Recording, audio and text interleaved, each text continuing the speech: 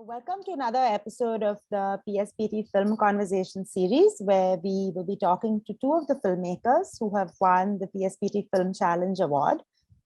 We have with us today Pranjal Joshi, whose film Lockdown was the winner of the Jury Award in the professional category. And we have with us Syed Mohammed Afnan, whose film 60 Days of Solitude won the Jury Award in the amateur category. So congratulations to both of you on winning the award. Let me start with you, Pranjal.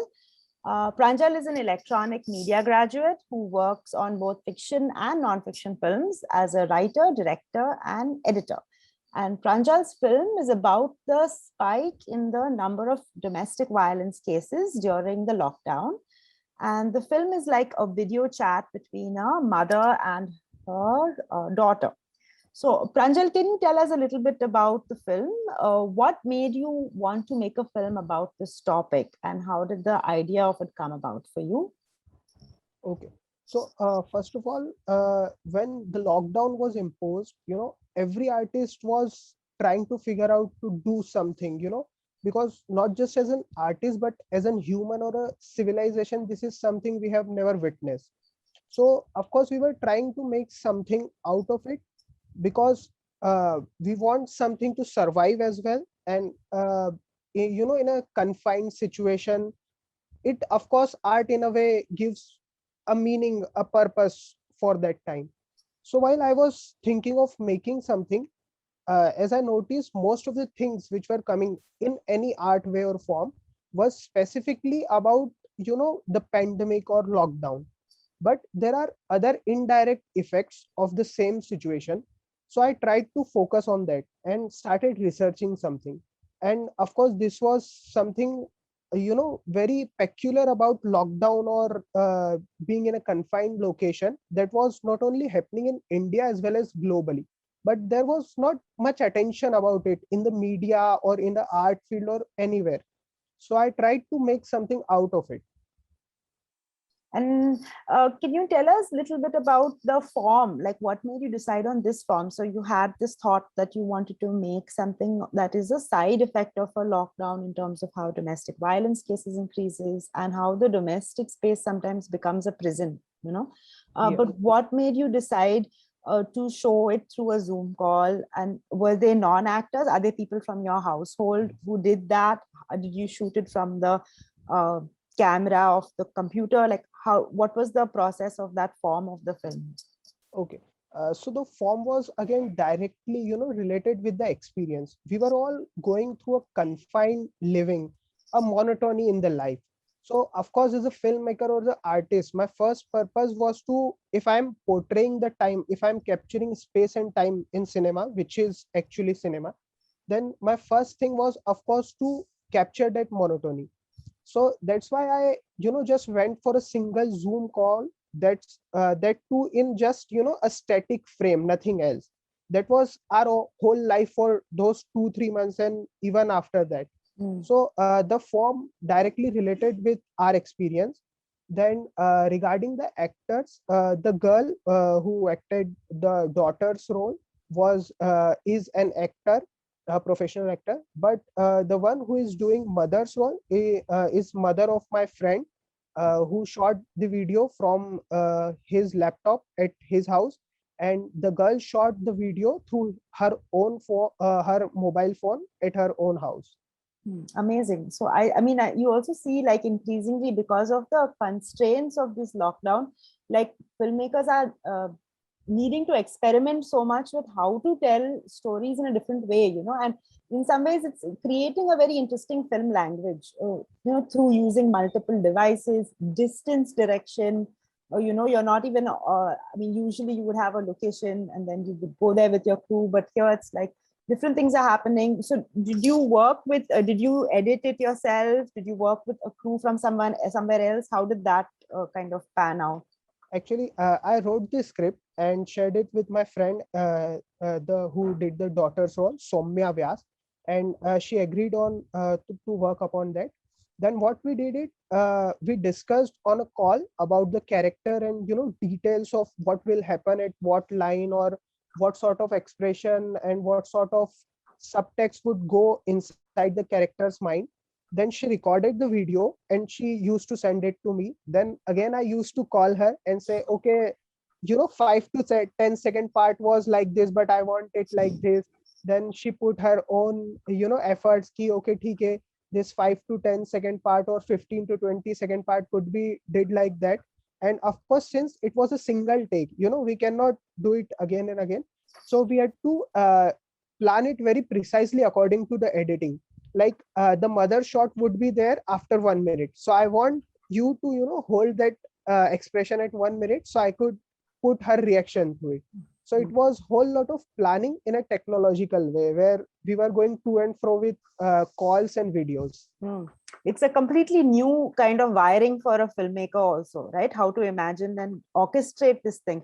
But just one last question I want to ask you is, you did this not this kind of a form of a film, not out of choice, but because that was what was possible in that time period. But now as things are slowly opening out, how companies are doing like work from home, and now they're like, wow, this works so well, maybe we don't need to come into the office. Do you think there will be effects on the form of film as well, where again now you're not looking at a film where the whole crew needs to be in one place, but different things are happening distance, and there are newer ways of putting a film together? Do you think that would happen?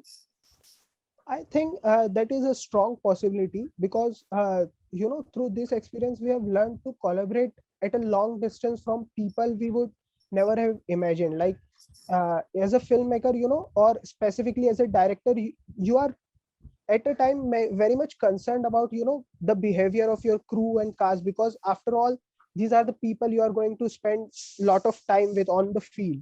So it is very important. So you have a tuning, what they call.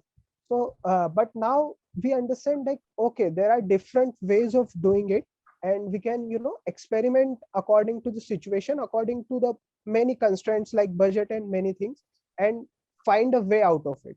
So I think, yes, definitely this whole experience would change the way of making things. Thank you, Pranjal.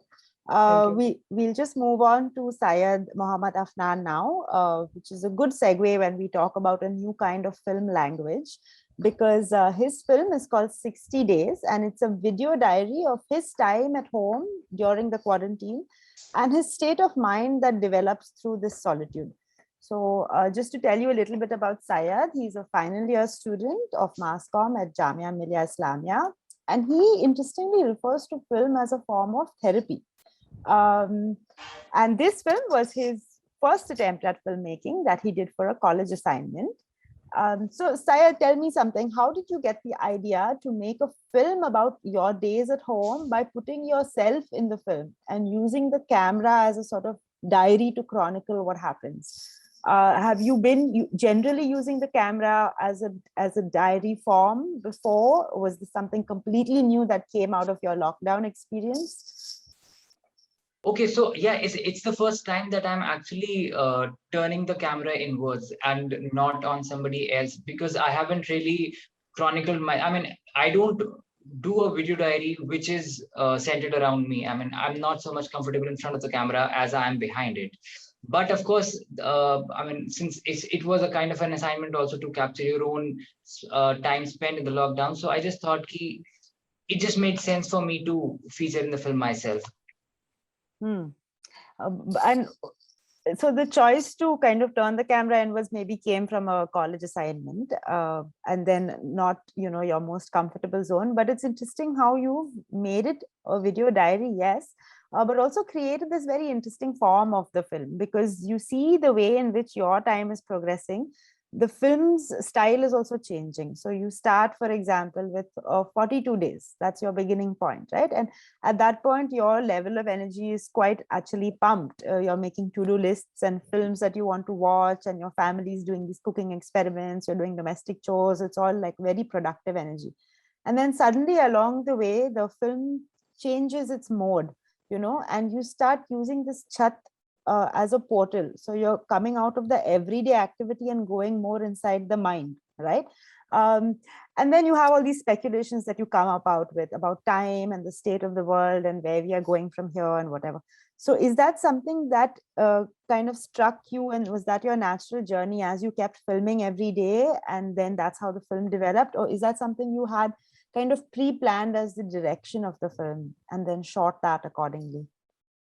Okay, so most of the things that I tried to put into the film did come out of a planned and a strategic effort. And I mean, I actually followed up the process for the first time to make a film, because of course I had never made, I mean, this is the closest to a film that I can call as my first attempt.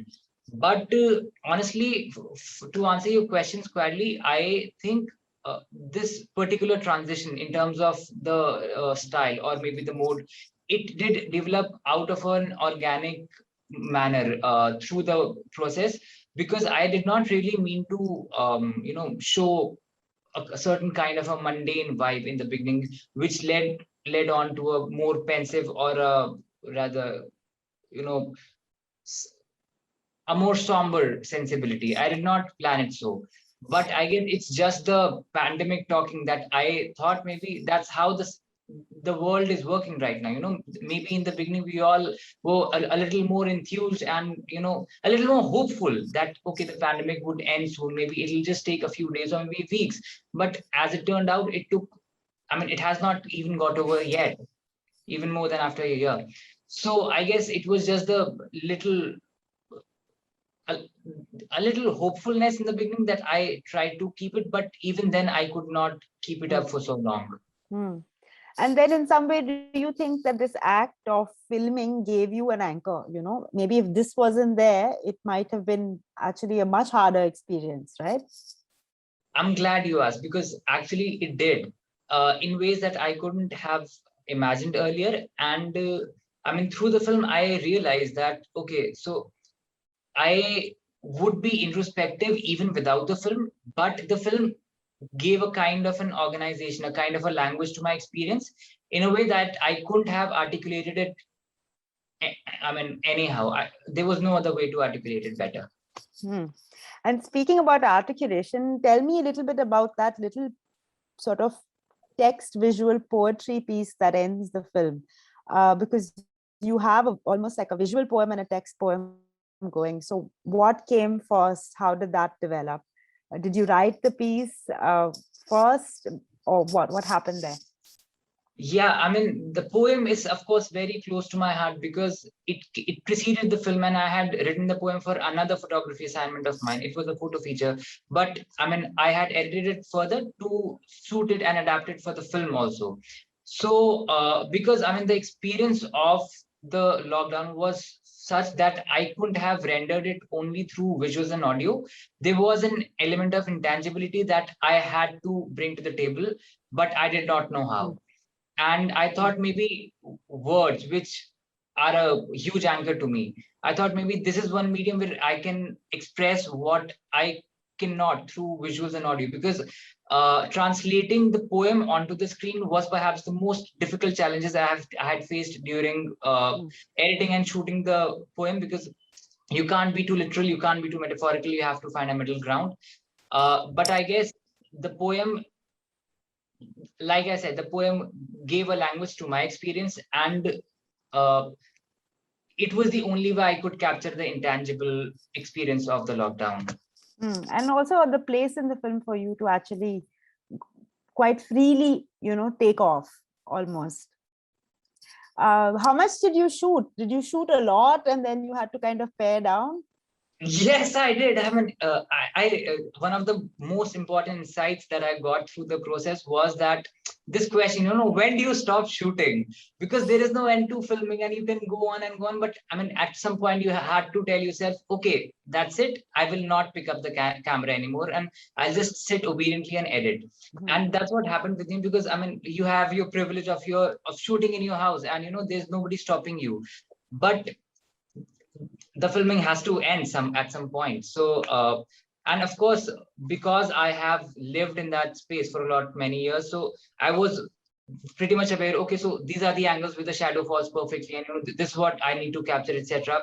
So in terms of lighting, spaces, the direction, etc., I was pretty much clear, but I was not clear as to how the process of shot division and the storyboard, for example, would how would it be planned, because that was more intangible in my case. Yeah, I really liked your film. It was nice. It was very lovely to watch, and I also liked how you were observing all these chotu things about the neighbors through one little peephole feeling, one Yeah, that badminton, one kali billy going past. Yeah, which got me excited because the chat is such a permeable space that you can't not be a peephole, onlooker into other people's spaces. I mean, as creepy as it sounds, that's how things are here, and that's how people even bond here. And it's encouraged that you should keep a check on your neighbors, etc. So I just love filming this project, and I'm glad you liked it. Thank you so much for your time, and I wish you all the very best for your filmmaking journey ahead.